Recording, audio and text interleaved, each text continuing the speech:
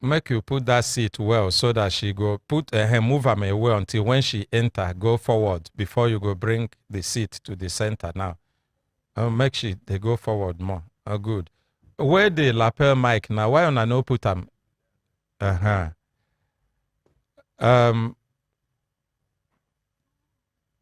Yes, my sister. Good morning. Good morning, sir. You go tell us your name. My name is Mrs. Charles Joy Wog. Mrs. Charles Joy Wog. I don't know whether 5 minutes go there too small for you to take summarize the matter where carry you come so that we go call the doctor straight away. Okay. Is they too small? No, they too small. You go feel summarize them under 5 minutes? Yes. Or yeah, summarize? The matter where carry me come now, my eye. I've been the work for Bayelsa, so they bring a national NHIS, say make all the workers them where they go take treatment where they like. So I choose a teaching hospital, Bayelsa. The doctor tell me, say, I get glaucoma. So he begin give me eye drop to use. At the time, he tell me, say, glaucoma, the eye drop is not helping you, so you go for surgery. He can direct me go FMC to go meet one doctor, Oko Omaka, for the eye surgery. And he say, now try beg, then go do for me. So I can't go meet the doctor. Reaching, he say, NHIS is owing them, so I should go and pay. After I will write letter for refund. I can't tell and say, me, I'm a student too. I have my dissertation to defend. He said, no, well, I say, how long will this surgery last for me to be healed? He said, no problem. For 1 week, the thing will heal. I say, sugar self, they say a day for body. And my doctor, where they see me for the teaching hospital, say, make I not do anything surgery, because the healing process will be low. He say, no. Say, no, wahala. He know what he will do. Make I go pay. So I come pay. Carry me enter theater on the 10th of August. They do the right eye. The following week, he say, make I come for follow-up. I come for follow-up. I no fit see road with the eye again. He say, hey, the pressure is too low, it's 2. So I cannot see with that kind of low pressure. So he go carry me enter theater again. Make him go deep in the AC. So he tell me, carry me go again. Tell me, say, after 1 week, make I come, make him see him. As I come the other week, they asked me to go and read. I go read that thing where they read. I read them well. He come talk, say, he won't do the second one. I say, no, do the second one. This one never heal. He said, who tell me, say, this one need to heal? I said, I beg, make this one heal well before you enter the second one. He said, look, this left eye where they now. Say, remain 5% now, he will die. So he's taking the best decision for me. I said, okay, I'm not doing, because I didn't inform my people, say I can't do anything. But the day when we do this surgery, when you do for me, a lecturer working in Federal Polytechnic, Ekewe, Bayelsa State, Mr. Chika Lemadim, he did the same surgery when you do for me. So that man can't come out, because 2 of us enter the center. When they tell me, say, the doctor is explaining how he meant well for me. So sister say he would have advised me to call my people. Should come and carry me after the surgery. So I should go and pay. I don't know. He encouraged me. I went and paid. Enter the theater. He do the left eye. After he finished, he said I should go to female ward. As I reach female ward, Contour say, he can't check me. Say he forget something for my eye. I shout. Say, what did you forget? He said, make I no worry. Say, there is a place in open, in court open, but he no suture. So make I go the following day. I said, doctor, beg, make we go back immediately. He said, no problem, make I go. Tomorrow, make I come back. I can't go. Tomorrow, being August 25th, because he do am on the August 24th. On the 25th, being Wednesday, I go back, carry me enter theater again. As soon they saw the thing, the suturing rope they cut. In the side, say, oh, this suturing rope is cut. Me, I can't complain. Say, the thing too tight, oh. He say, I beg, you know what they do. As soon suture finish, pain start. He say, right eye drop. Say, make I go. Come the next week. I go, come the next week. I say, the pain dey too much. He say, make I go buy medicine. He write medicine, I go buy. Injection. Say, he go carry me enter theater again. Make him go check the sutures. Then check, give me injection for eye. And carry me enter the 3rd one. Give me the injection, finish. Waiting him do finish. He come tell me, say, make I go, come back again. I say, but this eye, no contact and the see road.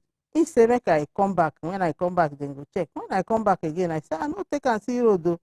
The pain was too much. I can't call that man wey him do the same thing. Say, now this same pain where I dey get, you get. He said, na the same pain, no. Say, no fit endure. So he don't call the doctor. He don't come out wetin him do for him eye. I say, give me the number. I call him. He say, no, if he come back to Bayelsa until the week, he dey come every Tuesday. So Tuesday I can't go. When he see me, he surprised. He shout, say, Jesus Christ, the eye is overinflamed. Cataract has come out. I say, but I no get cataract. Now how manage? He said, that is the complication of the surgery. He said, oh my God, lose this eye now. What do we do? Everything in FMC has broken down. Even the time that he's taking me back, that is just managing the microscope and the thing. I say, doctor, this thing no be something of managing. This thing na eye. I was seeing with my two eyes when I waka enter here. And now I can't see with the left eye. So he can talk, say, what do? You have to come to my private clinic in Port Harcourt. Make I see whether I go comot the cataract for you. I say, I don't hear. I can't go back to Port Harcourt, tell my husband. My husband say, call your brother, oh, this thing na eye, oh. Make una find way where una go take do. And this doctor wey dey enter your eye, come out, enter, come out. Now he still carry this eye go give. I no dey. So I can't call my brother. My brother say, well, make them find where they go carry me go. At least make them check how they go take correct if there is anything that is wrong. They can't carry me go Telish Hospital, Kaduna. They say Indians, they work there. I go there, they say, make I go do scan first. After the scan, an Indian doctor see me, say it's not a glaucoma specialist. The eye is gone. That is not, we can't use it for vision any longer. That is, but the shunt in the eye should be removed. I said, okay. I was ready to remove. They said their glaucoma specialist is not around. So I told my brother, he contacted one of our sisters working in National Eye Clinic. He said, make I come. I go there. The glaucoma specialist saw me and said, what did they do to you? I said, Tribex. Said, this cannot be Tribex. Said, nothing will make her touch this eye. She examined and said, whatever that they have done, they did not do it correctly. Say, now the left eye is gone, but the right eye is what I'm talking about. If anything is not done quickly to correct it, you will go blind very soon. So I said, ma, please do something. He said, there is nothing he can do. He will allow another doctor to see it.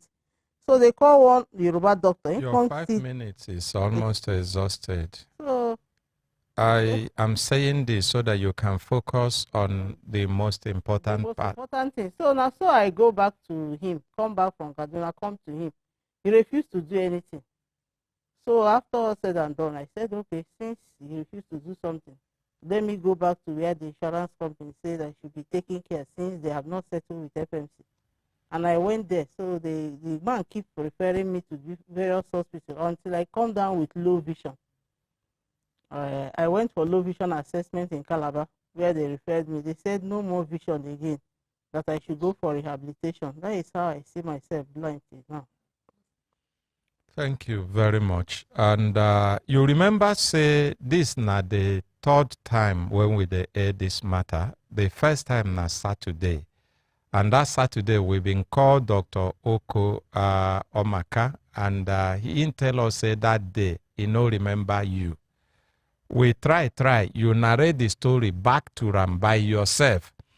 You took more than 15-20 minutes to narrate the story to Ram until towards the end of the program, he come talk, say, waiting you the narrate, don't they come to light at all, small. Before that time, he been talk, say, why, when we they wonder how he no fit remember you after everything where you don't narrate. We they ask him whether in they forget something easily, he gets anything like that. He say no. He come begin say our patients where they see no be small, say the number plenty. We can't ask him, say, okay, with all the things where you don't narrate, does it mean that if patients where you don't they see we get similar experience, similar problem? So tell you narrate, talk how you fainted in his office. You narrate, talk how when you go meet him after the 5 surgeries will happen within the space of 22 or 21 days, not be 1 month. 5 surgeries will happen within a space of 22 days. You confuse, say, Kai, it be like, say, this thing don't they turn to be careful. You go Kaduna, you go see one Telish hospital, am I correct? Yes, sir. And then from there again, they look you. The doctors look you, say, who do this kind thing for your eye? Waiting this person do, we no go touch him, so that they no go carry waiting we no do, come put on our head. go back, make the person where do this thing, make it correct am, make it remove am. Now be the problem where you dey get. You no stop at that one hospital according to you. You can't enter National Eye Center for Kaduna again. You meet another doctor as you talk. The same doctor look you again. He say, Kai, this thing where they do for your eye, who do am? He begin ask you like say, no be eye doctor na carpenter or tailor, console something put for your eye. Say, who do you this kind thing? And you begin beg am and people they beg, say, help me. He say, no, I no go touch am. And according to you, the reason why they talk say they no go talk be say, they talk say, waiting they do to you, you know they professional. And them themselves, no one put their hand inside. Make it no become when complication day. They go contact say, na them or they join, make the complication worse. Say, make you first go back to who do the thing, make you remove them. All of this we explain to Dr. Oko on that Saturday. In talk say, before we close, say, it don't they come to life small, small. But because this program, we know the judge matter for one person mouth. We want make we give the same fair treatment to you as we give to Ram. We give to Ram as we give to you. The same fair hearing and equal opportunity. Now we come tell and say, make it no be like say we they just force them or they ambush them. Make we allow them time. Make it go look in folder, look in the hospital, discover who you be. He can't ask your name. We give him your name. We agree saying on Monday we go call him. We call him Monday. He can't agree say ain't don't know you from that Monday. Come begin narrating on things. As he they narrate, I can't raise some questions. Even other people ask. One of the questions why I raised that Monday be say, how he be say in a space of less than 1 month, about 22 days, he carry you enter theater for surgery for 5 times for eye on the both sides of the eye. He can't say no, say nothing like that. It no happen. As we begin to question him, he talk 2 things. He talk say he carry you enter theater, no mean say that for surgery. If it enter theater for not for different thing, then he can't talk another thing. Say he know the issue. We can't ask him say how come you know the issue. He say he never see your file. We say this one another side of the story again. Since that Saturday till Monday for matter like this, you never see file. Make we no force you to answer what you know. No, go back again. Look your file. We agree. Say Ingo go look the file. Say today will be Wednesday. We go call him back. He go tell us waiting in file for your file. Now I go call him. Make we hear from him. As if he say you don't talk your own side.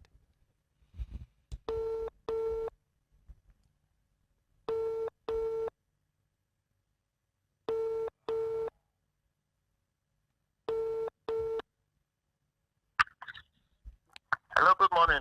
Good morning, doctor. How are you? I'm good. I'm good. Okay. Consultant Ike is my name again. And me and you there live on Brekete Family. Human Rights Radio and Television. Are you following us live? No. Okay. But the reason why I call you, at least you know, now concerning that our sister case, Mrs. Joy, Charles. Yeah, I know. Have you now been able to access? Have you now been able to access her folder? Yes, and it's quite revealing.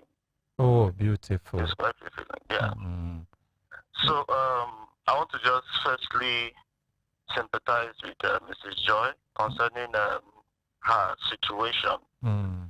I wish it didn't have to turn out this way. Mm. But I think many odds were interplayed on her case. I want to also make it very clear that she needs to make a commitment that her medical records will be put on public display because of patient-doctor confidentiality. Mm. Normally, we are not supposed to disclose what we get from our patients. Whatever we discuss with our patients is supposed to be between us and the patient. In fact, it's so bad that you are not even supposed to tell maybe for a couple, you're not supposed to tell the spouse of that couple what you elicited from, unless the couple gives you, no, unless one partner gives you the go ahead, to do that. Okay. Now this we will let her So answer. She will answer. She will answer you. Yes, I want her to make that. Okay. So that whatever I'm give doing, me the other microphone. Sure. She will answer you. I'm going to her now to let her answer you. And then before I get to her, I want to ask you one quick question. This medical record of hers where you get, is she entitled to a copy of it? I'm not sure how. I think she should be, in the sense of getting a medical report. No, if it's her record, she is entitled to it. That's what I'm saying. That normally patients don't handle their folders. No, it's not about giving her folder. I say copy. I keep the folder, but copy. Folder is about the contents of what is in it. It's not about just a file. It's about the content. So I'm just saying that she can get, I know she's really entitled to is a full medical report, so that can be used anywhere in the world to judge her situation. Okay. And I also want to state clearly that the first time I was called, so many things were hazy with me.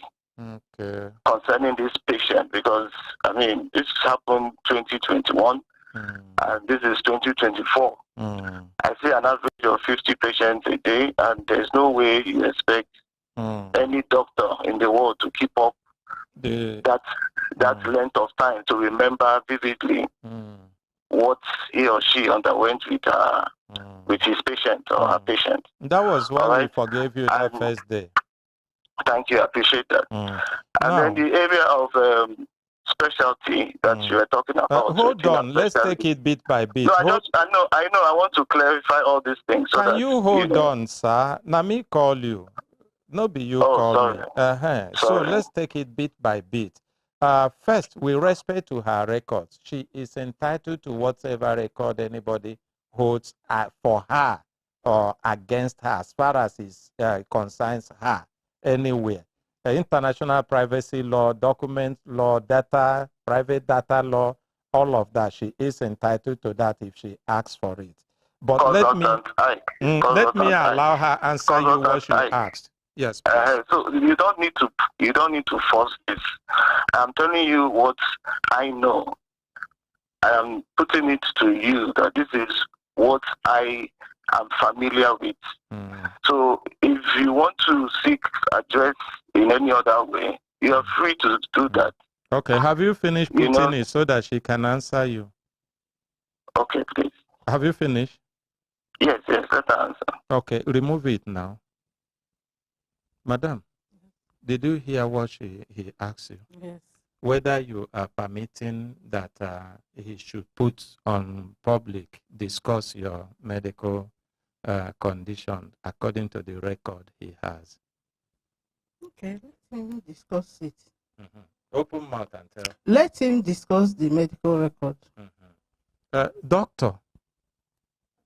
Yes, sir. Did you hear her?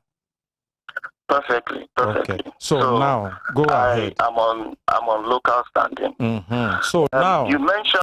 Hold on. To enable us have this as a dialogue or an interaction, you will take a component of the things you want to respond to. You give your response, then you allow us to give you feedback on them. Or do you want to run everything all through before we give you feedback? I think I prefer to run everything through. Okay, go ahead. And then I can now take questions. Okay, go ahead. All right, thank you very much. On the area of specialty, glaucoma, retina, and all that, and an ophthalmologist is trained in all these areas. And then if you want to seek special interest in some certain areas, you are free to do that. If you can get specialist training in any particular area, you are free to do that. So that's aside for the area of specialty. I want to just say that I would have to do a lot of education, because this is me talking to laymen as far as our medical terms and terminology is concerned. So you permit me, I'm going to talk a bit about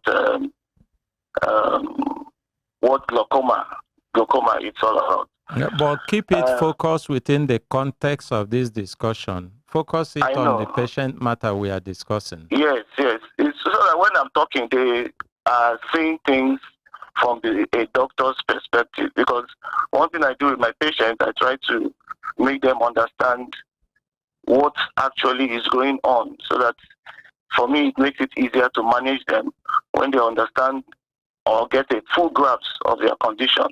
It's easier to manage them. My dad is dead as of this year, and he was completely blind for 18 years before he died. And he died because of glaucoma. I'm sorry, he got blind because of glaucoma. And a lot of people have asked me, is that why I entered the eye and all that?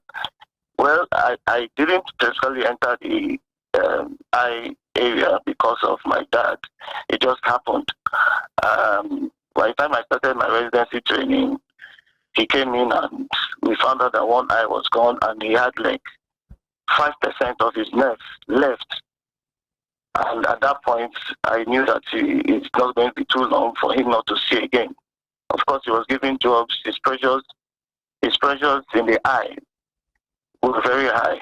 We tried to bring it down then, but I still knew that the 5%, considering his age and all that, would eventually go. And so it happened. To keep him alive, I kept giving him encouragement that doctors are working to see how this stench of glaucoma will be eradicated. Because of my dad, I started an eye foundation to help people who are indigent. I thought we agreed to focus on the conversation directly relating to this woman matter. Consultant Ike, don't worry. No, it's not about worrying. It's about timing. Okay, fine. Now, glaucoma is a leading cause of irreversible blindness, and it has to do with your pressures in the eye being too high or even too low. And yet there's evidence of nerve damage of your eye. It's the nerve that transmits eye signals from your eyeball to your nerves. All right? And everybody is supposed to have about 70% of their nerves intact, at least more than 70% of their nerves intact, to be able to have useful and normal vision. All right? So let's bear that in mind. Mrs. Joy Charles opened folder in FMC about 21 years ago. I think she was about 32 years then, for other medical conditions. But she was diagnosed in 2007 for pulmonary tuberculosis, which they said which was found to be secondary to some form of compromise. Dr. Oko. And her first presentation. Dr. Oko. Yes, Dr. Oko, we are talking about her complaint about the surgeries you carried on her with respect to glaucoma. Why are you not focusing on it? That's what I'm going to. You I know why don't I'm need what you are doing. Why are you not focusing on it? Okay. Her first presentation in the eye clinic was on the 6th of August 2012 in FMC. her visions were normal. She came because of redness, and a diagnosis of chemical conjunctivitis was made. She came some other time in 2014. She also came 2015. And when she came in 2015 at one of her visits, it was found that she had tension. Her pressures in the eye were very high. Okay, all this happened even prior to when she was now referred to me in 2021. She was also found at that point to have cataracts in both eyes. Her pressures were 25 and 28. You must know that the normal pressure for the eye is 10 to 20. And that was why we made the diagnosis then. I even made that diagnosis of ocular hypertension in her eye. And she was giving glasses and giving anti-glaucoma drugs, and was instructed to keep up and follow up because of the possibility of nerve damage considering the high pressure in her eye. She presented again on the 22nd of May 2018, again having defaulted after we talked about her having ocular hypertension. She came this time again, and her pressures were even higher than the first one. And of course, at this point, she had started developing nerve damage. She was cautioned and given anti-glaucoma eye drops again. She came again 3 months after. Pressures were still high. And she was cautiously, told that, please, madam, this is glaucoma. Try and keep up with your, because you don't have the paraphernalia or the parameters to be able to check your pressure at home. Glaucoma, when your pressures are high, it doesn't give any sign. You would, for some people, you might have headache, but it's not for people to have headache, so you cannot even attribute it to glaucoma. So try and keep up with your follow-up. So let's monitor this thing and be sure that it is coming down and there's no nerve damage. It was at that time that we also asked her to do a central visual field. Central visual field is done to show how damaged your vision is from glaucoma. When she came with the result, it was obvious that she had started developing marked visual changes, particularly on her left eye. All right? And then the last time she came to us before she was referred back to us was on the 17th of March, 2020, 2 years after. We were very upset with her. How would you have gone away for 2 good years? And the diagnosis of poorly controlled advanced glaucoma was made. She complained actually what brought her was the redness in the left eye. And her pressures now were even much higher than what we were getting previously. 30 on the right, 32 on the left. And her nerve, what her nerve was left on the right then was about 5%, about 50%, and about 20% on the left eye. She was consequently advised to have glaucoma surgery, precisely trabeculectomy. I think that's about the first time she would have heard that term, which she has always been calling trabeculectomy. We didn't see her again until 1 year after, when she was referred back to FMC from NDUTH. She was my senior colleague and professor of ophthalmology, actually called me on her case, and I didn't know that she's even a patient that we had been seeing before. He called me and was telling me that they have been trying everything possible to bring down her pressure, and it was not responding. Pressures kept being high. They even had put her on drip. There's what we call mannitol. Mannitol 20%. She used it to bring down pressures both in the brain and in the eye. And that he had tried all of that and the pressures were not coming down. As of the time she came to us, her pressures, that's on referral, her pressures were 32 on the right and 30 on the left. Remember, I told you that normal pressure is 10 to 20. So you can see how far apart her pressures were. This time, her nerves had greatly reduced.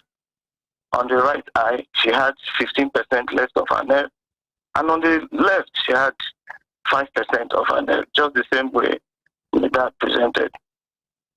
At this point, a diagnosis of end-stage glaucoma was made, and there was very obvious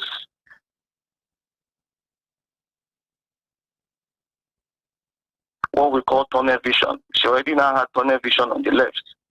Tunnel vision is like when you are looking through a pipe, you can't see things around you, it's just center. And such people, if it's in both eyes, are liable to be seen bumping into objects, by their side, because they can't see their periphery very well. So you see them, when they're coming to you, even in the clinic, their shoulder will bump the edge of the door. Immediately, as a good doctor, you would know immediately that this is most likely an end-stage glaucomatous patient. Her visions were, however, relatively good. Worse, though, on the left eye. There are parameters for which we use in checking objectively how your visions are.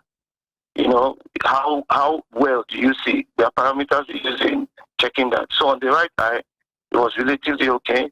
And in the left eye, it was, let me just say, borderline.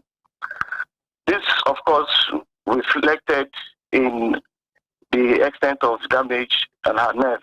Remember, I said she had 15% on the right, and she had 5% on the left. So it's understandably why her vision on the left eye was more depreciated than the right. At that point, the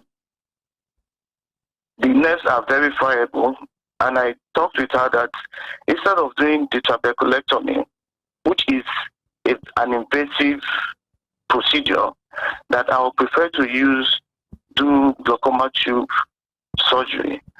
That one is minimally invasive. It's just about connecting a tube by way of a shunt into the eye where fluid can drain.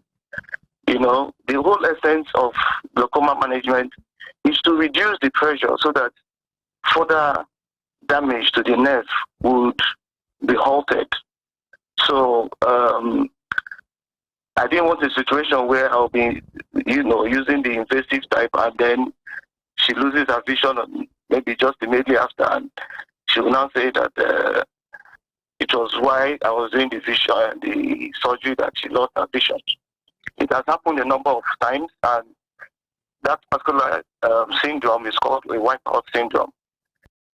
The complications of glaucoma surgery, in addition to cataract. Remember that she already had cataract before now. Of course, if you do any surgery on her eye, the cataract will definitely worsen. And cataract development is one of the complications that come with glaucoma surgery. So consequently, surgeries were done for her. The right eye was done on the 10th of August 2021. This was like after 2 or 5 months after she was referred. And then about 14 days after we did the right one, we did the left one.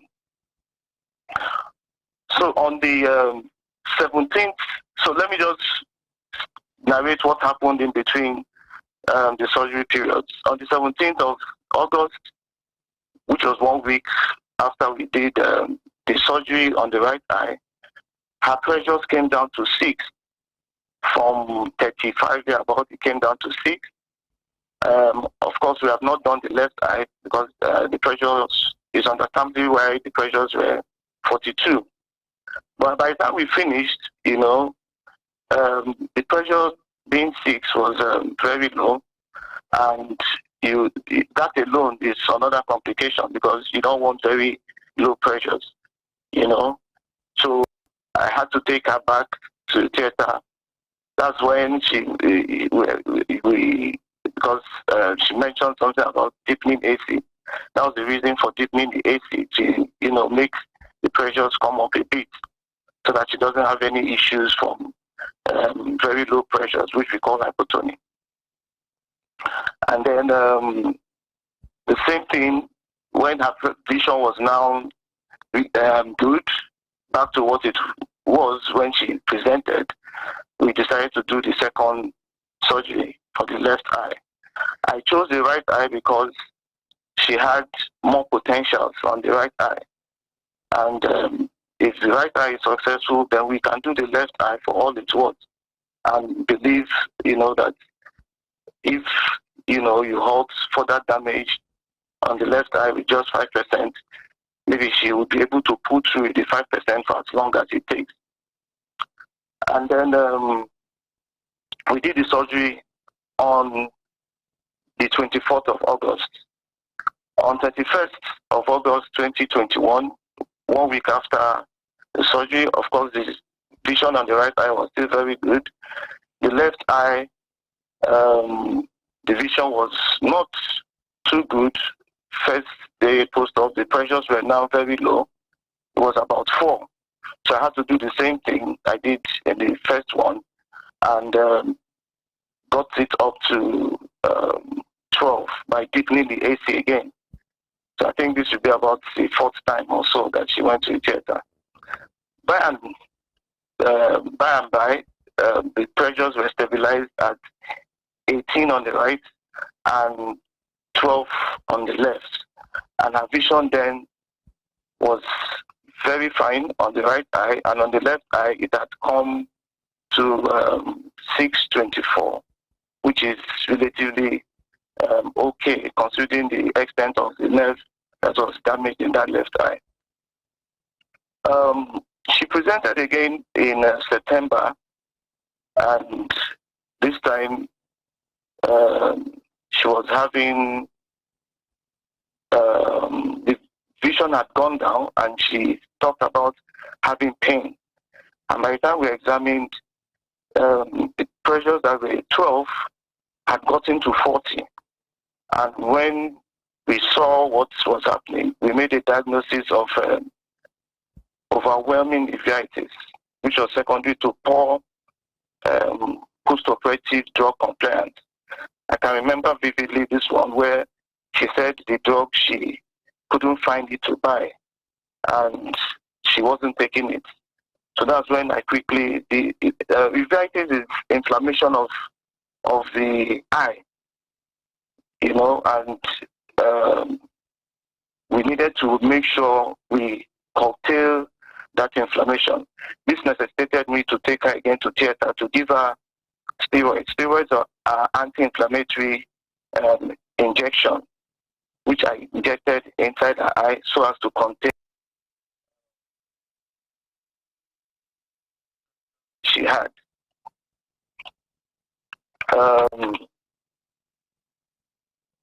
She eventually got better. The pressures were curtailed, and her vision, of course, did not improve because the cataract had gotten really, really mature. And the pressures were now better. And I told her that it is good, that we bring the pressure down, because once your nerve goes, you can't see again, no matter what is done. There's nowhere in the world you go and see, because nerves don't regenerate. Once they are gone for good. It's like having your fingers chopped off and you're expecting them to grow again. But that cataract is like a veil disturbing your vision. It's simple, just remove the cataract and then you would be able to see, as long as your nerve and the back of your eye is healthy enough to serve its purpose.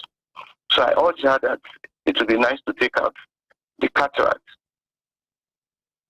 The next thing, of course, I didn't see her again until after a long while, some months. She came and, was talking about that she has gone to other places, that she met her brother. Her brother said that I've taken her to theater several times, that he's going to send her to somewhere else, that if at all she has to go to theater again. It's better she goes somewhere where it will be done once and for all. And that she had gone to Abuja, she had gone to Kaduna, she mentioned quite a number of places. And that they said they can't touch the eye because of the tube, that she thought I did trabec. She's telling them that I did trabec, that it's not trabec I did, that there's a shunt, there's a tube there, that I should remove the tube. They cannot touch the eye, or else they cannot remove the cataract, remove the tube. So at that point, I was like, why didn't you come all this way? He said, no, that is the brother that insisted that. I said, okay, fine. She said, in fact, if I can, I should remove all the tube because they are saying they don't understand the tube. I told her that it's quite understandable because tubes come in different forms. I have had to see patients with tubes, and I normally would always tell them to go back to the person who put the tube, who knows the extent.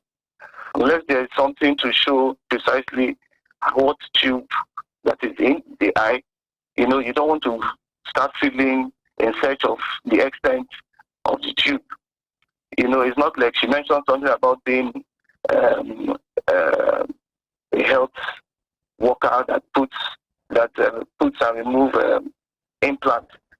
And of course, that implant for contraception is one kind of implant, that you implant under the skin of patients and all that. So, of course, that's why it was it's within our jurisdiction to remove, because it's not that difficult to do.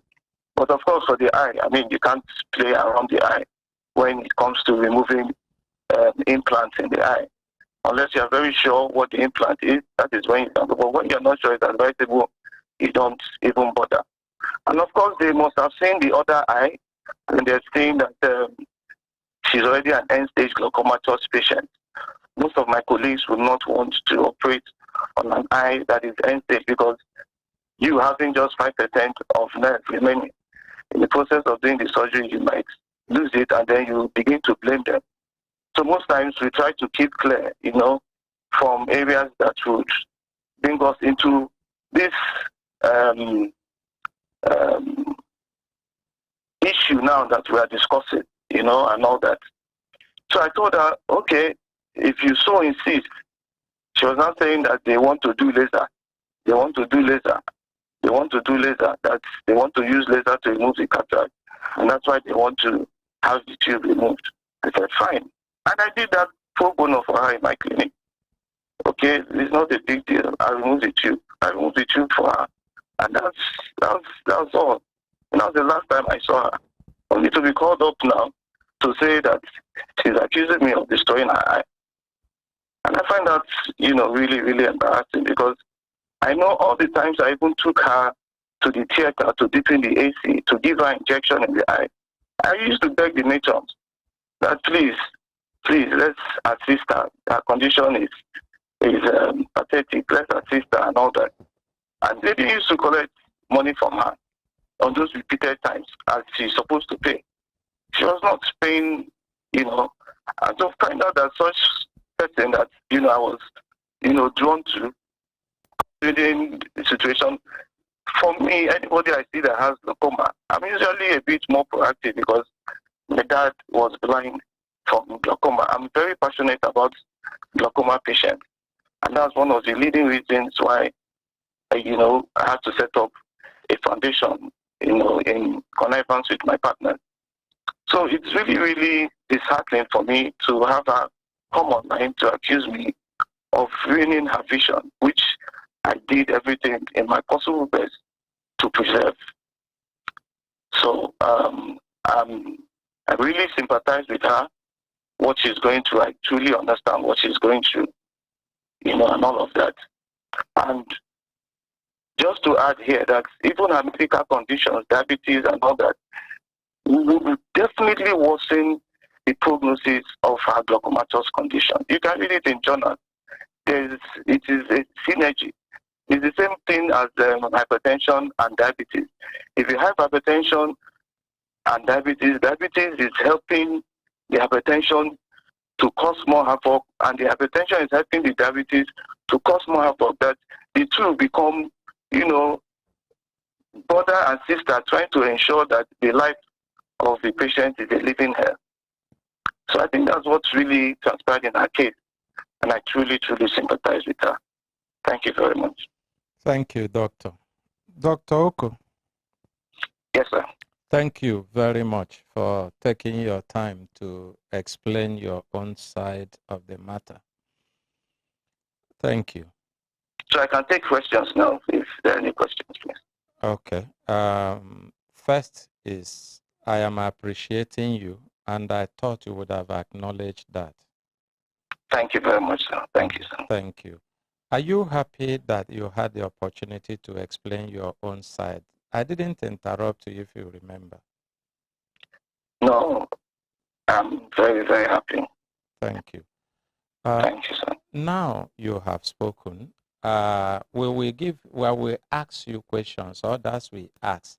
But I will want to start from the patient, because it's possible that there are certain things you have explained that is not exactly the way it is with her understanding, just the same way that some things she explained were not clear to you. I will want to first give her opportunity to ask you questions or to remind you. Madam, is not an argument point, but you listen to him. If there are things you will want to ask him, maybe to remind him if there are things he explained that were not exactly the way he explained it, maybe that could remind him. You understand? And you know also, he's not God. He won't remember everything. That's why it's like he's reading from his notes. He has to go to his folder. So can you ask him any question if you have? Yes, I have a question for him. The first question I have. Are you hearing him? The first question. Are you hearing her, doctor? Yeah, if she can be louder, better. The first question I have is this. You said that I came with end-stage glaucoma. End-stage glaucoma that I came with. I was able to read the snare chart with my 2 eyes. There was no problem before this operation is being carried out. That is the first question I'm asking you. Then I want to still ask you again. Did I mention the doctor seeing me at ND2H, and did I tell you that he said I should not go into any elective process? Dr. Bozimo, he works in FMC, he works in ND2H. Did I say so? I can't remember that. That is the second question I told you. Now, let's take it one by one. Has he answered the first question? one I said, because he was saying that I came with end-stage glaucoma. So somebody that came to the hospital for end-stage glaucoma, that means the professor who referred me did not saw it that it is end-stage glaucoma. Because if the glaucoma has come to an end stage, I don't think that surgery is required again to do in that person's eye. Okay, let me help.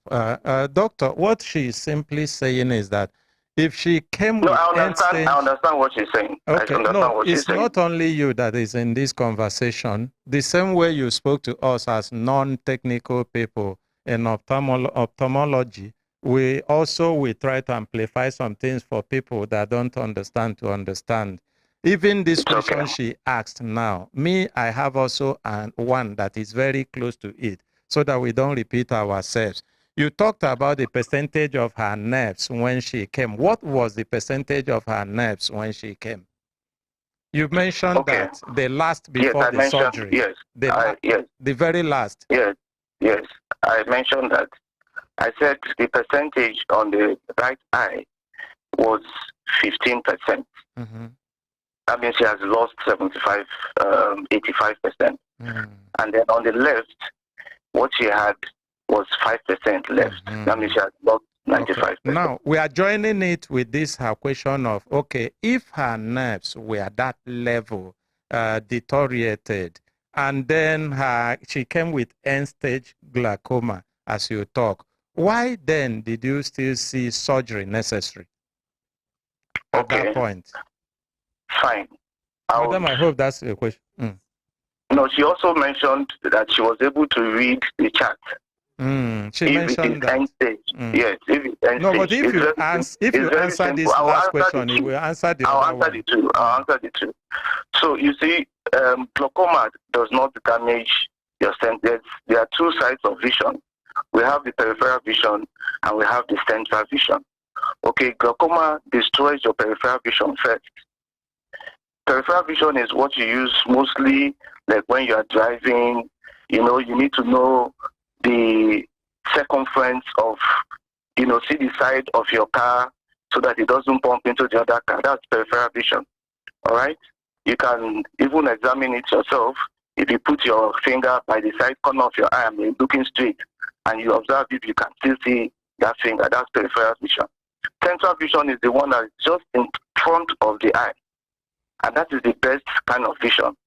So, of course, and that vision is about the last that glaucoma takes away. Okay, that was what she used to read the snare chart. So it was, yes, that's what she used in reading the snare chart. Thank you. Thank you, doctor. So the last question now. Why I felt surgery was necessary was because her pressures were still high, very high. And at that point, what will you do is like you just watch her go blind faster than necessary, faster than she should. I mean, within a space of 1 year, she had gone from about 40%, 50% left to 15% left on the right eye. And on the left eye, she had gone from 80% left to 5% left within a space of 1 year. So was the surgery? Drugs were not working. They are giving infusion, it wasn't working. And that was the reason, this particular reason why the professor sent her back to us. They didn't have the expertise or the facility to do that. We did in FMC. So, I mean, I can't just watch her. So it was just, I did everything to convince her, and that's why she accepted to do the surgery. So was that surgery, okay, doctor, was that surgery meant to recover her vision or what? No, the surgery was meant to preserve what is left. What was it that was left? The 5% of the nerve that was left. Not her vision. At that point, her vision was like halfway on the left. What of the central vision that was left? Yes, it was fine. It was fine. That's why she said she read. That's what I'm saying. You are saying that the recovery was to preserve her nerves, not her vision. And her nerves have so deteriorated. No, her nerves, you see, without nerves, there is no vision. You understand? Doctor, so if you preserve the nerve, you will help us to please answer us straight. Was the surgery meant to recover her vision or preserve or what? The surgery was meant to preserve her vision or what? Yes, both her vision and her nerve. Okay, so it means that even when you declared that she has come to end stage, that surgery was still necessary, even at end stage. Yes. Yes. So why is it end stage? End stage is because the extent of damage is enormous. By the time you get down to 5% of your nerve remaining, that is end stage. We have categories of glaucoma. We have mild, moderate, advanced, and then we have the end stage. Okay, end what stage do they call it when the damage has become irrecoverable? Irrecoverable. You are completely blind. When you've lost all the nerves, you are blind. And there's nothing in the world that will make you see again. Okay. Thank you. And thank God, say a lot of ophthalmologists are listening to you as you are speaking. Madam, you get any other question before me? I have a question. When I was referred for Tribec. And yesterday when he was saying, we understand from his speech that he took the decision himself to do tooth surgery. Because we heard when he said, when I came back from Kaduna, there was agitation. I was asking him, what did you do in my eye? You told me to go and pay for Tribec. I paid and I have my receipt. And when I reach, I tell other doctors that this is Tribec. They said this cannot be Tribec. Now I want to ask, does any patient in Nigeria have patient rights? And if we have right, I think I know that a patient has the right to be informed. Who signed the authorization letter? You never sit me down one day to counsel me that you are going to change what I was referred to do the tube surgery for me. You didn't do that. I didn't sign any authorization letter because before any surgery is carried out, you have to give the patient counseling. After counseling, you give him authorization letter to sign. From your statement, everybody will know that I didn't know what you did in my eye until I came to Kaduna and you said it yesterday. I was agitating and asking you, what did you do? I told them you said you did Tribec. You said no, it's not Tribec. So hold on, madam. Let's get something right. You paid for Tribec. I paid for Tribec. Yesterday he told us that. Wait. Now that doctor is looking at your folder, it's easier for him to answer. You can't just be putting it to him the way he tried to put it to me by force. Doctor. Yes, sir. Did she pay for Tribec? No, she didn't. She has a receipt that shows that she paid for that. No, she didn't pay for Tribec. What could have happened to the receipt? Did she forge it? No, I don't know, but it's okay. Are you looking at her folder as you're speaking, sir? Yes. She was referred, even in the operation notes, it was clearly stated there, tube surgery. She was referred to me, like I said earlier, she was referred to me from a professor of ophthalmology. We had already discussed her case. Do you understand? Madam, can the person with you quickly find the receipt of that payment? And the referral letter. And the referral letter. Even the referral letter did not state whether it's Tribec or tube surgery. No, I have a referral letter with me now with reference number 0030756. Is that the one you have? 28th of May 2021. BHISID number 00280022. Enrollee's name, Charles Joy. Enrollee's folder number 002591. Okay, is that from the NHIS people or? Bayelsa State Health Insurance Scheme. Okay, no, that's not the referral letter. What is it? The referral letter was the one that she brought to us from what is NDUTH. This? What is this? This one, what is it called? I don't know. It's something to give you authorization to that this person is an enrollee. The title is insurance. The title is referral form. I'm telling you now that it's usually what they give them to present to the hospital for the services, showing that the bill should be, domicile with the insurance that is covering her. Okay. So when we see that, we know that it is okay. We're not supposed to collect money from her. That goes to whatever bill we're going to do. It should go to the insurance company. Okay, but it carries some information. Hold on, doctor. Hold on. Okay. You don't just dismiss it that way. It's carrying some information that you cannot treat in isolation. If there is a referral form and then it is what you know that a patient is not supposed to pay, it's carrying information about that patient. And then as a doctor, I am not sure that we just look at the patient name and discountenance every other thing. If they have written that this patient is qualified for appendicitis and is asking for heart surgery, you will just do heart surgery. You won't look at what that form is saying. The form is talking about trabeculotomy. That's what is written on the form. We also have another medical report here. If you are not a doctor, you are not God. You are not above mistake. If you make mistake, you say, look, I got it wrong. There are expectations that we have. As a patient, you can't carry out a surgery on her without telling her. She needs to be properly informed. Even when what she is carrying on her form is different from what you have done to her. You still haven't acknowledged it to say, hey. Consultant Ike. You are Yes. taking sides. You are taking sides. I'm taking side with document in front of me that I'm telling you now. Sides. Please, can you people snap this document and put it on air? I'm taking side with document in front of me that you even have acknowledged the document. The only thing you are refusing is what is written inside it. No, I'm not refusing that. So why are you now? Why are you playing the emotional card that I'm taking side? You are taking side in the sense that I've explained to you what that is for.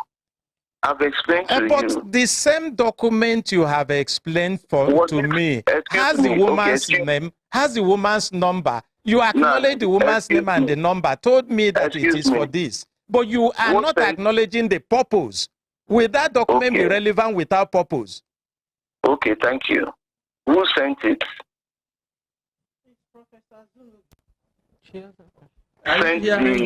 It's Professor Zunobi that gave me the thing. Before he sent me, he even told me that he's sending me to one Dr. Oko in FMC to go and do Tribec. And the name is on this referral form. Very good. Very good. Consultant Ike. I'm with you. She has Professor Zunobi's number. Can you put him on the call? I won't put him on call when I have a document in front of me that is signed by him.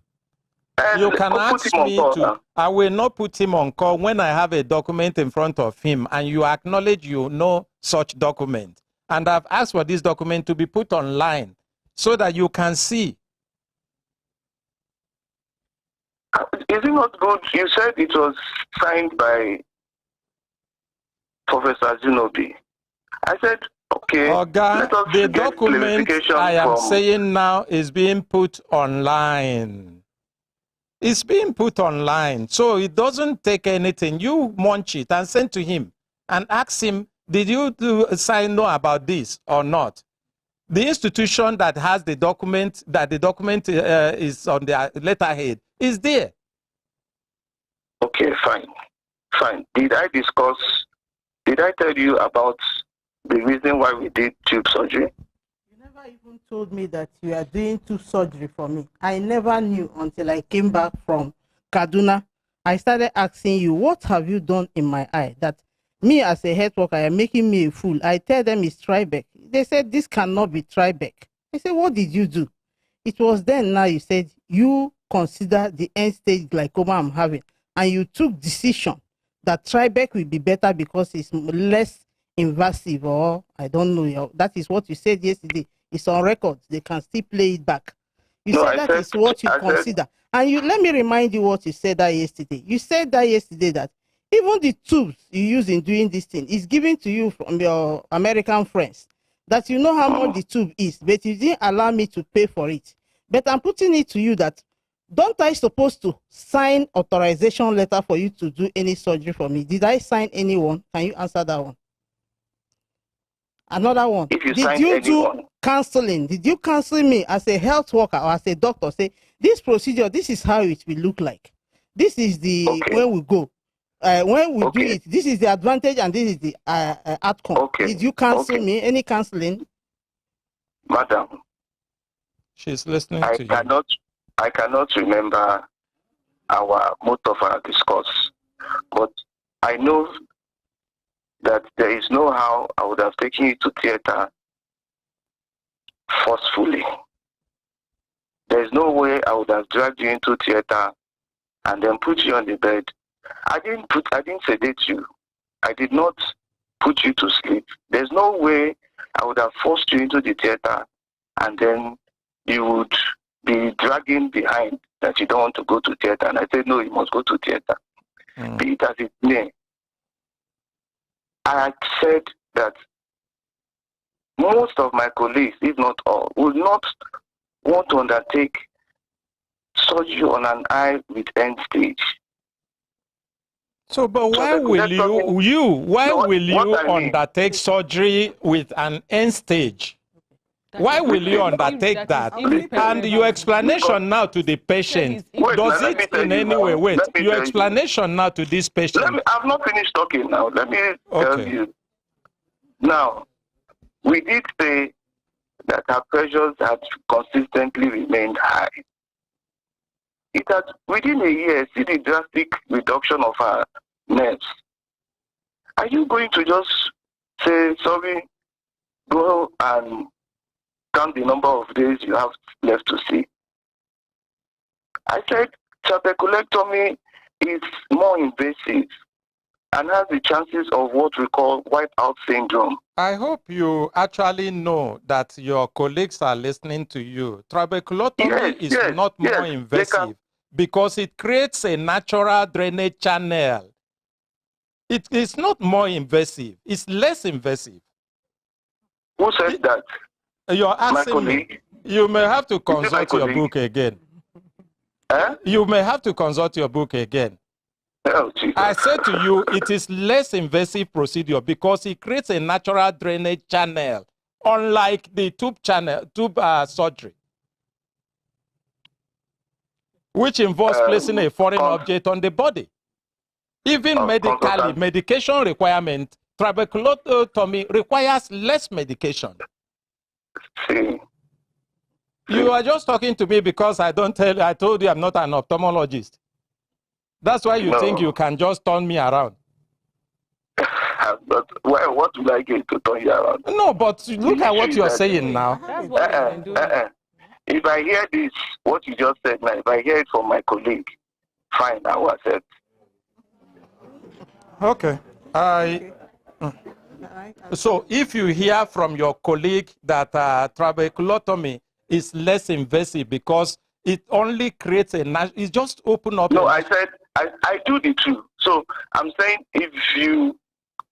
if my colleague affirms what you just said, I will rest my case. Oh, okay. Now, are you aware of the patient's bill of rights? Because part of her complaint now is that you never carried her along in this, even though she requested a different surgery, documented, not verbally. And the document we have shown now and paid for, and you did a different surgery. And she is also saying you never carried her along. Are you saying you have no idea about patient's bill of rights? The goal is what is. You see, they said the purpose of the thing, if it is not known, abuse is inevitable. Okay. What is our goal? Our goal is to reduce the pressure in her eye. So that she does not continue. Whose eye do you want to reduce the pressure? Is it her eye or your eye? Her eye, of course. Whose decision will it be for the procedure you will take? Excuse me, what does she want? Is it now or then you're asking? Then now, what does she want? Is it not the pressure in her eyes to go down?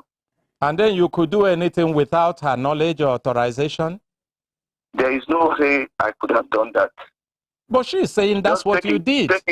And she's presenting documents to show that it's a different thing she paid for. And you did a different thing. And it's denying that it's not what I paid for. What he spoke yesterday, you told us yesterday that if you allow me pay for what you want to do, that I would have not even afford to pay for it. That was what you told us yesterday. That the tube you put in my... You told us yesterday, is documented in this radio, that if you allow me pay for what you want to do, that I cannot afford to pay for it. That the tube you put in my eye is given to you by your friends from America. That is it. So it's an expensive tube and you put it in my eye. Then I put it back to you again. Say, will you have done something to me without seeking my consent? Because counseling was not done. Where is the place of health education? For you to tell your client, this is when I do this thing, this is how it will come. This is the consequence of it. So now, answer. Sorry, it looks like we are going to end it because there are so many things. Even day before yesterday, when I asked you when you graduated, when you started work, you told me 2005. But my investigation shows that it was 2005 you joined Uniport and you left 2011. 2005, I joined Uniport. Yes. And you left 2011. Joined them as what? Student now. Jesus. I graduated, I did my medical training in the University of Port Harcourt from 1995 to 2002. No, you're here now. That's why I'm telling you, so that No, you can I'm telling you, correct now, it. you cannot tell me my educational background. You should ask me and I'll tell you. Okay. And then are you still retaining what you said about you being specialist on every form of eye surgery, including pediatric, plastic, and all of that? Like I told you that we take up areas. Okay, let me just give you You're a background. not answering straight. You're not answering straight. Let me give you a background. This question doesn't require example. No, I do the ones that I've received skills to do. That's the ones I do. And which one is that? I don't do every. But you told us in the you told us first day that you do everything. No, as an ophthalmologist, you said comprehensive. You told the language you used was comprehensive. Comprehensive, yes. As an ophthalmologist, you are trained in virtually everything. Doctor, thank you. Thank you for your time. I have asked you a question about Patient's Bill of Rights, whether you know anything about it and what it says. You haven't answered. I think I'm not very sure. I'm not very sure about it. Okay. I will want you to research it. So it's been a very good time, and we have heard from you. For what we have seen, we are not comfortable with some of the answers you are giving on this matter. There are areas where this matter was not handled the way it should handle, and we anticipated that it wouldn't have taken anything to say, oh no, I got it wrong here. You're a human being. There is no mortal that can make mistake. And hence it's difficult for you. We will end it here and explore other options to get justice for her. Okay. Thank you. Okay. I don't know why it seems so difficult for him to just accept to say there was negligence or there was a mistake at some point, because it's still the same you that is saying she came with a case that is end-stage glaucoma that is irreparable. Maybe he has issues with choice of words. You said it's irreparable. You said it's 5% or 5 something pressure, and there's no way to remedy it. It's still the same you that went forward to operate on her. Because I know that some sicknesses or some ailments that people go into the hospital with, the doctor will advise you and say, this cannot be operated on. Let's leave it. Just let it take its natural course. Yes. If that was what he had told this woman would have forced him. Hold on, Barrister Pamela. Thank you for that. Hello, good morning, ma'am. Good morning, sir. Yes, I believe I'm speaking to Madam Bridget for FCCPC, Federal. Yes. Am I correct? Yes, you're on to Bridget, FCCPC. Where be Federal? Competition and Consumer Protection Commission. Okay. I am consultant. I can meet you there on live radio, Brekete Family, and television, Human Rights Radio and TV, Abuja. It gets matter where we have been doing since the past last week, and consumer will go take health service from a particular doctor in Port Harcourt through Federal Medical Center. And the way the matter is going indicates that there are issues relating to consumer bill of rights and then so many other things. The consumer is saying she paid for a totally different procedure, and then a different procedure was given to her without even informing her or educating her. Until complications came, she went to other places and it was discovered. Is there anything FCCPC can do? Before I even let you know this, we have called the Medical and Dental Council. The response we got from them was quite disappointing. I don't know the kind of leadership they have. Somebody took the call who is supposed to be a deputy registrar. He started playing politics and said he's one of the deputy registrars. And then he refused even to take a position as a people that are supposed to safeguard the health of the nation. Casually, he dismissed the matter and said, anyway, they can bring complaint when they bring complaint, they will hear.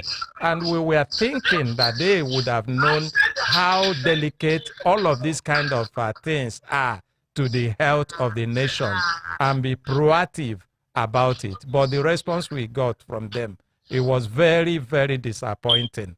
It wasn't something we expected from a head medical and dental council. So, and that is the reason why we are reaching out to Federal Competition and Consumer Protection Council.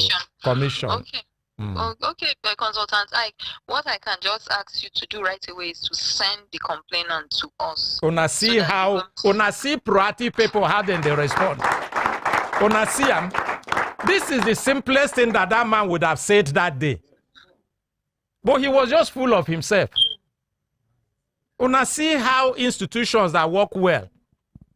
Thank you very much. Which time you want make she come? Okay, the complainant can come right away. We're in the office, and our office is located at number 23 Jimmy Carter Street, Asokoro. Number 23 Jimmy Carter Street, Asokoro. When she comes, you can just ask for Mrs. Etim or Mrs. Olubumioti. We're in the office. Kai, na FCCPs, na institution where government is supposed to. In fact, they're supposed to add to una funding because una know what una they do. And when they add value, I think government need to do something about this health. Is it a medical and dental council? Very correct. Something need to be done about them because even this, if they are doing what they should do, we're not going to hear this kind of story. Sure. The only reason why this person come be say the people, even patients, have lost confidence in them. Yeah, they have lost hope.